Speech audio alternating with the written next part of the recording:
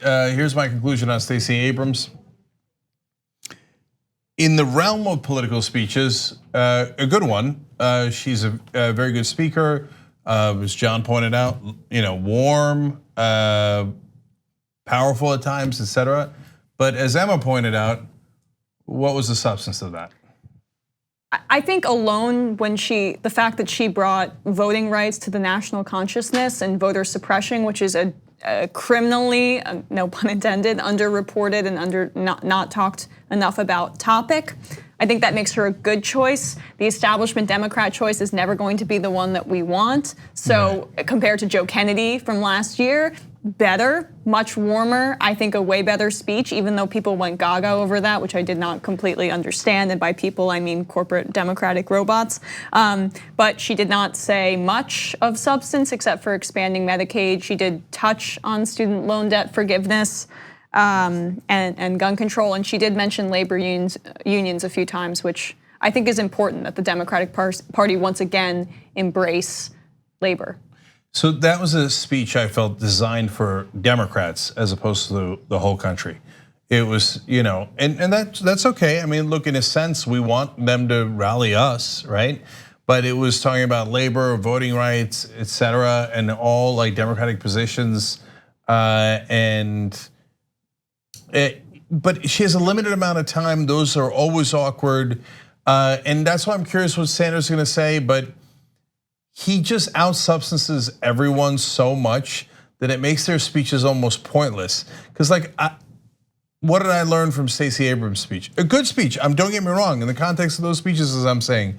I'm trying not to take anything away from her, but, and she's constrained, it's not her fault. If she said, all right, I'm gonna do a speech about Medicare for all, Nancy Pelosi would tackle her. She has to represent the Democratic position as a whole, whereas Sanders only needs to represent himself and his beliefs. So that's the difference in constraints. So I mean, we have to give her that leeway. 100%. What's the point of doing the speech, right? No one's gonna wake up tomorrow morning and be like, hey, remember that awesome speech Stacey Abrams gave?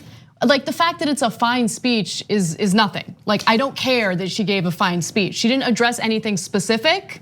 And it wasn't a good rebuttal. Maybe I'm being too hard on her. I don't know. I don't care to hear the establishment Democrat platitudes or whatever, right? I don't want to hear. I got to be honest. I don't want to hear nonsense about unity right now. We are a very divided country. Pretending like we're unified and everything's going to be great and we just need to work together. No, right now is not the time to work together. Right now is the time to punch back. Because Democrats have been punched over and over and over again, and they've just laid there and taken it.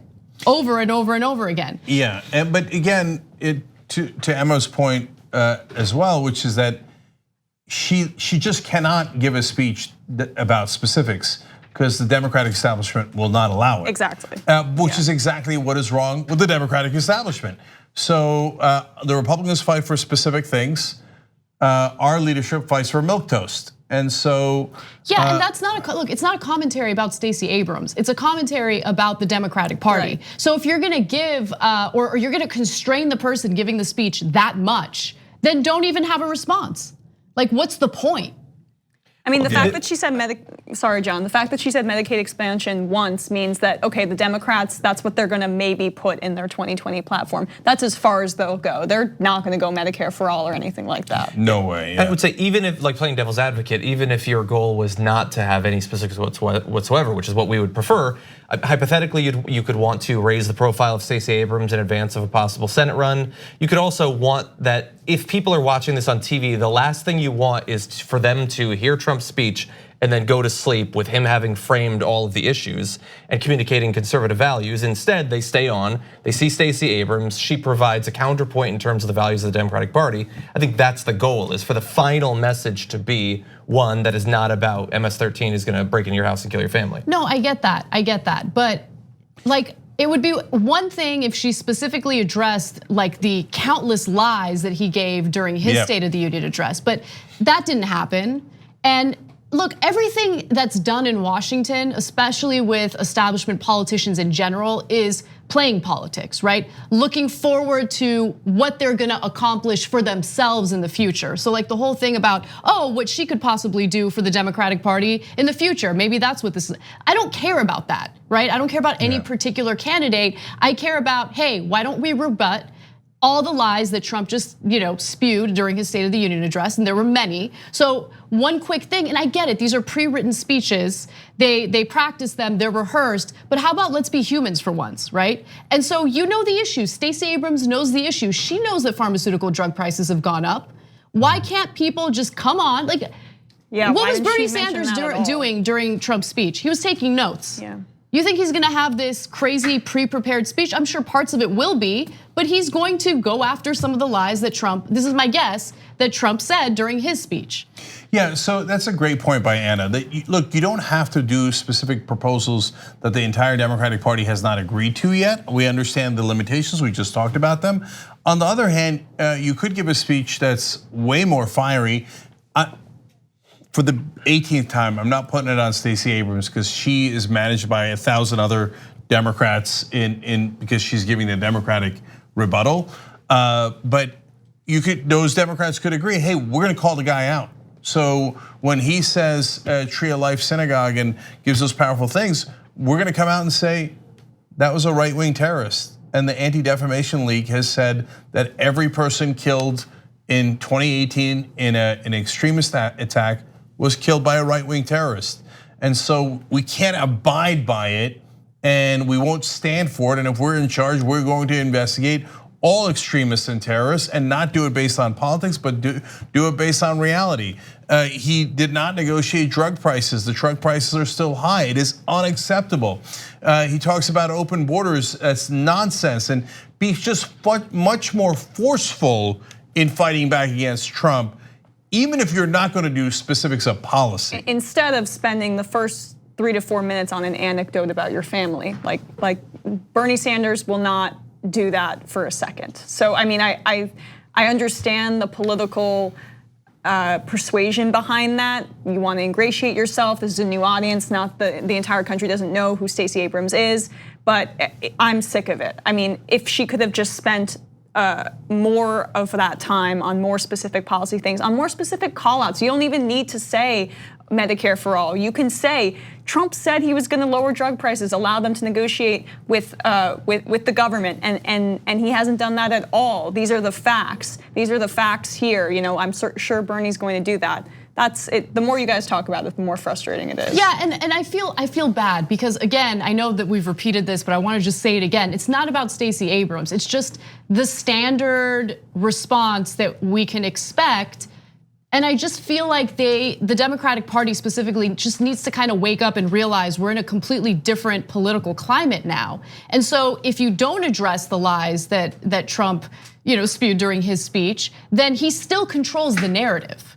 Yeah. You see what I'm saying? I do. I know exactly what you guys are saying, and you guys are getting me to dislike the speech more and more.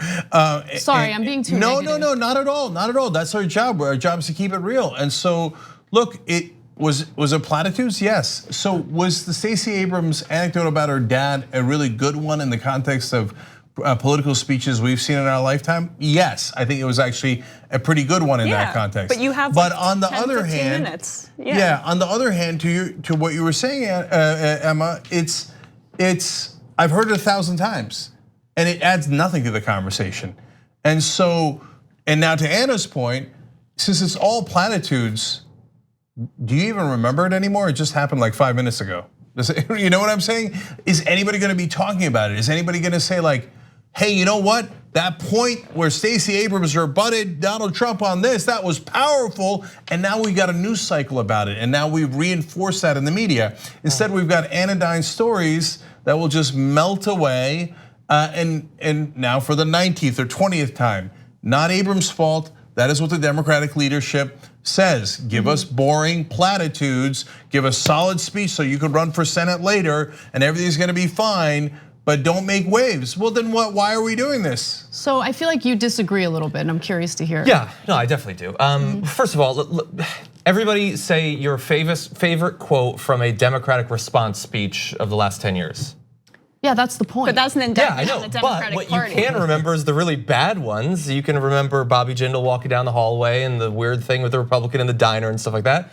She avoided that. Marco Rubio with the water. Exactly, Marco Rubio with the water. I mean, historically, these response speeches have been known as career killers for the people that give them on the Republican and the Democratic side. I agree with you that they could have spent more time rebutting his particular lies. As you pointed out, these are prepared speeches. They're not scrambling during it to do it again. And rebutting lies it could be a part of a speech, but it's not the only objective. I think that they could have spent the entirety of her speech and Bernie Sanders' speech chasing down all the lies that Donald Trump said. I think, look, I think it's important. It's one of the reasons we do it so much on this network, on the main show, on No Filter, and on my show. I mean, that's a big part of what we have to do, but you also do have to put forward an affirmative set of values, and I think that that's what she was attempting to do. Yeah, look, that's fine. Putting forth the set of values is fine. I'm not saying it was a great speech. I don't remember any of the particular lines from it either. Again, that goes to my point. It's just she's not like, her speech isn't gonna be like, a transcript of PolitiFact or whatever. Like, yeah, but we knew in advance. It's a losing errand to try to respond to everything that Donald Trump says. Also, by the way, it's important to make sure that he doesn't start to affect your side with his lies. But the idea, I mean, I think we know at this point, trying to get his base to accept reality is no, but it's not just about his base. This is not about his base, right? His base is not going to change their minds. But there are people, I'm sure, American voters who are extremely busy and aren't as into politics as we are, who might have watched Trump's State of the Union address, heard all of the wonderful flowery things he's had to say about the economy, or about pharmaceutical drug prices, or about what he said about the infrastructure. He hasn't improved any of those things. Those things have continued to devolve since he's been elected into office. And so as a politician, someone like Stacey Abrams knows the issues. So even though I understand the importance of having a prepared speech, it's okay to be a human and speak a little off the cuff to rebut some of the lies that the president shared during that speech. She didn't say anything about wages, which is what you reminded me of that. She talked about economic justice and stuff like that. She said that he doesn't actually know anything about the economy and what's going on. But even Hillary Clinton embraced a 15 or a raise in the minimum wage. You could have talked about that more specifically to rebut his talking points about the economy. You had to know he was going to brag about the job numbers, and then you could say, well, everyone's underemployed. Right? Or okay, yeah, they have a speech. That makes it even more egregious, right? That's frustrating, and I don't know. I mean, I think that there were at least really popular Democratic policy proposals that you could get specific on, where the entire establishment is behind it, and it polls at 70+%. You could have done easy layups like the minimum wage. I mean, I would do Medicare for all, but that's obviously not my call. You see, again, even the Democratic Party doesn't even agree on $15 minimum wage. That's a layup in our world, right? That's very popular. Just increasing minimum wage just passed in ballot measures in Missouri by about 2/3 of and they voted against Democratic Senator Claire McCaskill. But they turn around and nearly 2/3, or maybe even higher, might have been 68%, voted to increase the minimum wage. But the Democratic leadership does not think that's a layup. They don't think anything's a layup because they don't want to fight for anything. You have to make your case or you will get lost. And that's why I said in the beginning, this was a speech designed for the Democratic Party because, so they care about voting rights. One, because it's super important. We care about it as progressives because we believe in democracy and protecting the right to vote for every American, including minorities that they are targeting. But the Democrats also care about it because it's going to help them win elections. So that's about their own power to some degree, right? I'm not saying that about Stacey Abrams. I'm saying about the rest of the Democrats. And also about labor. That's another thing that helps them win elections, et cetera. So it was designed for like the Democratic Party rather than even Democratic voters because they can't, because they're anodyne. They can't, that's why you get boring platitudes. So to answer John's question, literally, what's the only rebuttal you remember from the Democratic side? Bernie Sanders. I remember from last year because remember that's the first time he'd done a rebuttal. Of course, the Democrats would never let him do one, right? So he just did one on his own against Trump. And I remember being shocked at the specificity and the policies that he talked about. Like that doesn't normally happen in rebuttals. That's why it was so different and jarring. And then we were like, got excited in the middle, which when's the last time we got excited in the middle of a rebuttal, right? Or a response to the State of the Union, and we're like, whoa, he's doing it again. He's talking about policy. So I do remember that. From the Democrats, the only thing I can remember is Tim Kaine's raised eyebrow. I don't know if you guys remember. He had the people's eyebrow. Yeah. It was like the Rock's. It like went up like this, and it was like a Christmas set behind him. Well, the Rock is the people's champion, so technically that's populism. Yeah. And you know why Bernie's so good at doing the response to whatever is going on? It's because the issues that he talks about are issues that he feels genuinely about, right? Like he has genuine feelings about income and wealth inequality.